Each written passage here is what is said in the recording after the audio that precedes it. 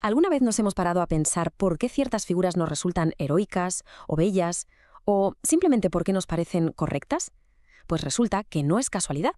Hoy vamos a tirar del hilo para desvelar las reglas ocultas que gobiernan cómo se representa el cuerpo humano en el arte y en los medios.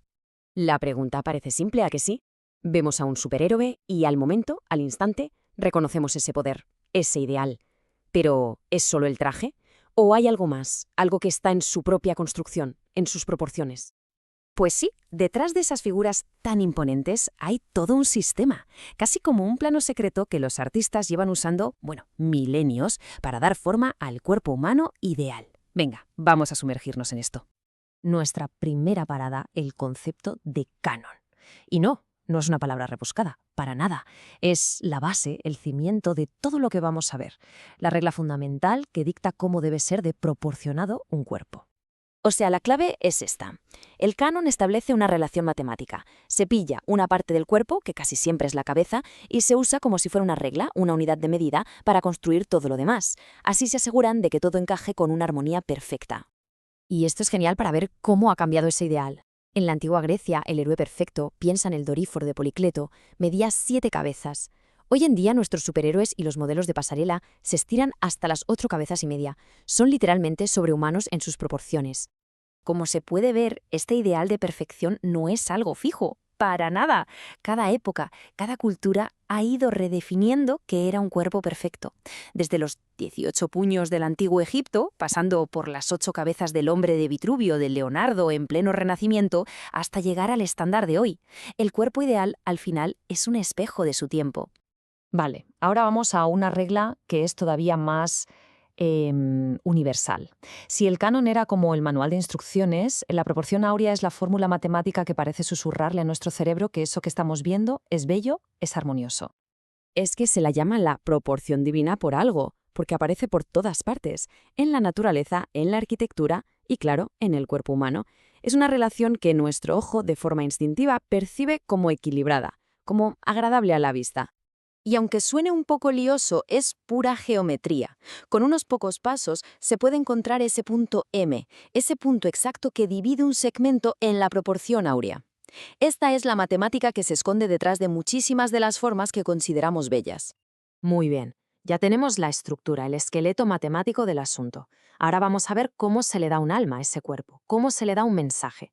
Nos metemos de lleno en el mundo de la retónica visual, el arte de comunicar ideas sin usar ni una sola palabra. La metáfora visual lo que hace es coger las cualidades de un objeto y, ¡zas!, se las pega a otro. Si cambiamos un corazón por un reloj, no solo vemos un mecanismo, lo que sentimos es el ritmo mecánico constante e implacable de la vida.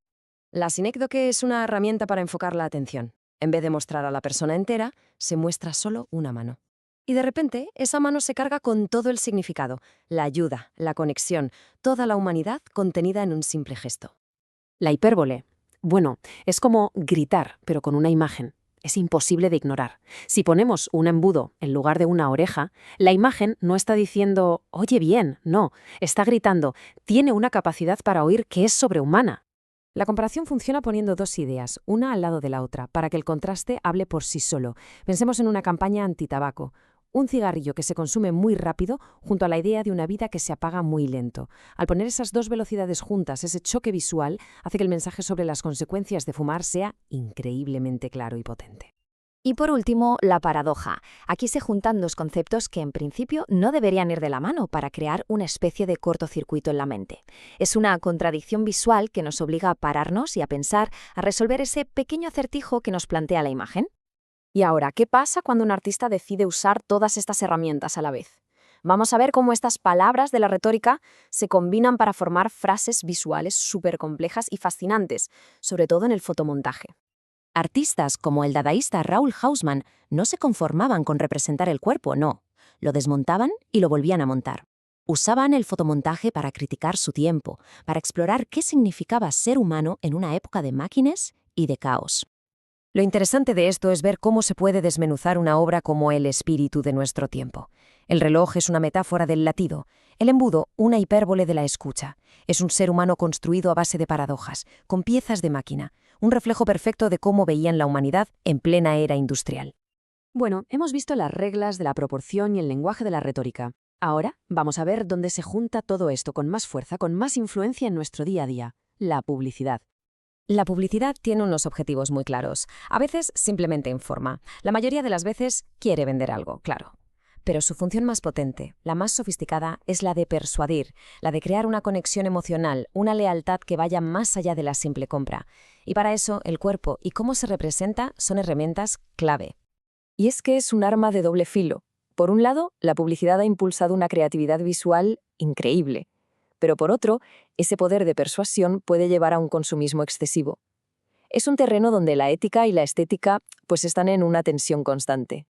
Y aquí tenemos un ejemplo brillante de cómo se pueden usar estas estrategias para algo mucho más grande. Esta campaña de donación de órganos es una metáfora visual potentísima. No solo pide que se haga algo, sino que equipara directamente el acto de donar con el de regalar vida. Es una manera de comunicar un mensaje profundamente humano y persuasivo, demostrando el poder tan positivo que puede tener la retórica. Bueno, pues hemos descifrado el código, desde el canon de los griegos hasta la retórica de la publicidad. Hemos visto las reglas que construyen las imágenes que nos rodean cada día. La verdadera pregunta ahora no es tanto cómo seguirlas, sino cómo se pueden usar, retorcer o incluso romper para crear significados completamente nuevos.